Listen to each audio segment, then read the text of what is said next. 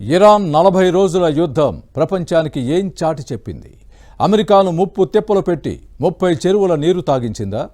ప్రపంచంలో అమెరికా మాత్రమే ఏకైక సూపర్ పవర్ కాదని తేలిపోయిందా? ఇరాన్ వార్తో ట్రంప్ ఓ ఫెయిల్యూర్ లీడర్గా మిగిలిపోతారా?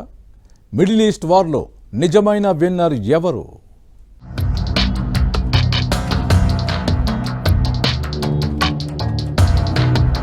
ఇరాన్ యుద్ధం ప్రపంచానికి కొన్ని కొత్త విషయాలను పరిచయం చేసింది, సరికొత్త పాఠాలను నేర్పించింది. ఈ యుద్ధం కేవలం ఒక ప్రాంతానికే పరిమితం కాకుండా ప్రపంచ రాజకీయాలు, ఆర్థిక వ్యవస్థ, భద్రతపై తీవ్ర ప్రభావం చూపింది.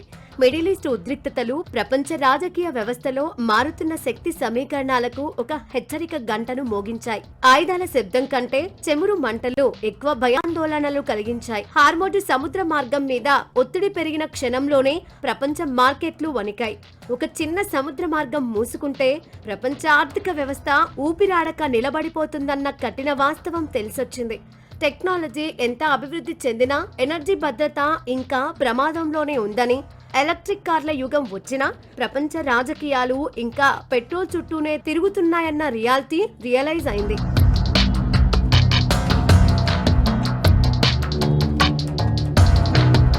అన్నింటికన్నా ముఖ్యంగా సూపర్ పవర్స్ అని చెప్పుకునే వాళ్ళు కూడా అన్ని సమస్యలకు సొల్యూషన్స్ ని చూపించలేరన్న విషయం ప్రూవ్ అయింది. ప్రపంచంలో సూపర్ పవర్ అన్న మాటకు అర్థం మారుతోందని, గ్లోబల్ పవర్ బ్యాలెన్స్ మారుతున్న సంకేతాన్ని ఇరాన్ వార్ అందించింది.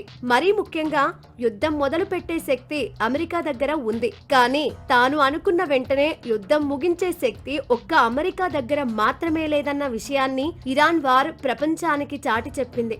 ఒక్క మాటలో చెప్పాలి అంటే ఇరాన్ వార్ ట్రంప్నకు ఒక ఫెయిల్యూర్, అమెరికా సూపర్ పవర్ కు అసలైన సవాల్లా మారింది. మొన్నటి వరకు ప్రపంచంలో పవర్ఫుల్ కంట్రీ, గొప్ప సైనిక దేశం, వ్యూహాత్మక దేశం ఇలాంటి ట్యాగ్ లైన్లతో ప్రపంచ పెద్దన్న ఆ స్థానాన్ని ఆక్రమించుకొని కూర్చున్న అమెరికా అధ్యక్షుడు ట్రంప్ లాంటి అహంకారులకు ఇరాన్ పోరాట పటిమ ఓ కనువిప్పు కలిగించింది.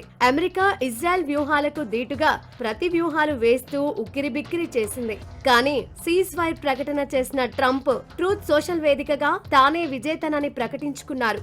ఇరాన్ యుద్ధంలో తామే గెలిచామని అమెరికా రక్షణ మంత్రి పీట్ హెగ్సేత్ ప్రకటించారు. అయితే 40 రోజుల యుద్ధంలో ఎవరు విజేతలు, ఎవరు పరాజితులు అన్నది ఓ ప్రశ్నగానే మిగులుతోంది. అమెరికా యుద్ధ తంత్రాన్ని ప్రస్తుతానికి అడ్డుకోగలిగినప్పటికీ ఇప్పటికీ ఆ దేశమే ప్రపంచంలో అత్యాధునిక ఆయుధ సంపత్తి ఉన్న సూపర్ పవర్ కంట్రీ అన్న విషయాన్ని ఒప్పుకోక తప్పదు. నిజానికి ఇరాన్ నుంచి అమెరికాకు ఇప్పటికిప్పుడు వచ్చిన ముప్పేమీ లేదు. ఇక చైనాకు ఇరాన్ నుంచి చెమురు సరఫరాను తగ్గించడం తప్ప అమెరికా కూడా ఇరాన్ పై చేయి సాధించింది కూడా పెద్దగా ఏదీ లేదు. పైగా గల్ఫ్ దేశాల్లో సైనిక స్థావరాలను ఏర్పాటు చేసి అవి తిరుగులేని భద్రతనిస్తాయని అమెరికా చెప్పిన మాటలు ఈ యుద్ధంతో ఒక్కసారిగా తేలిపోయాయి. ఇరాన్ క్షిపణుల దాటికి ఆ రక్షణ కవచం కుప్పకూలింది. అమెరికా పరువు కూడా గాలిలో కలిసిపోయింది.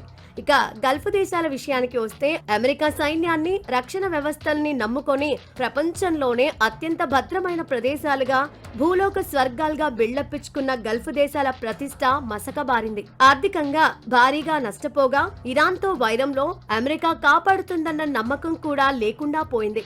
మిడిల్ ఈస్ట్ వారిలో అమెరికాకు దీటుగా యుద్ధాన్ని సాగించిందన్న పేరుతో ఆహా ఓహో అంటూ బిల్డప్పిస్తున్న ఇరాన్ పరిస్థితి పైన పటారం లోన లొటారం అన్నట్లుగా తయారైంది. బయటకు అమెరికాపై పైచేయి సాధించినట్లుగా కనిపిస్తున్నా కోర్టులో నెగ్గి ఇంటికెళ్లి ఏడ్చినట్లుంది ఇరాన్ పరిస్థితి. సుప్రీం నేత ఖమేనీ సహా ముఖ్య నాయకులను కోల్పోవడమే కాకుండా ఇరాన్ సైనిక దళం, పౌర సదుపాయాలు కోలుకోలేనంతగా దెబ్బతిన్నాయి. సామాన్య ఇరాన్ పౌరుల ఆర్థిక, సామాజిక పరిస్థితి దయనీయంగా మారింది. యుద్ధం ఓ కొలిక్కి వచ్చిన తర్వాత ఇరాన్ పరిస్థితి ఎలా ఉంటుందనేది చెప్పడం కష్టమే. మొత్తానికి చరిత్రలో ఇప్పటి వరకు జరిగిన ప్రతి యుద్ధము నేర్పిన గుణపాఠమే ఇరాన్ యుద్ధము నేర్పించింది. ఓడిన వాళ్ళు అందరికీ తెలిసేలా ఏడిస్తే, గెలిచిన వాళ్ళు ఇంటికెళ్లి ఏడ్చేలా తయారైంది పరిస్థితి.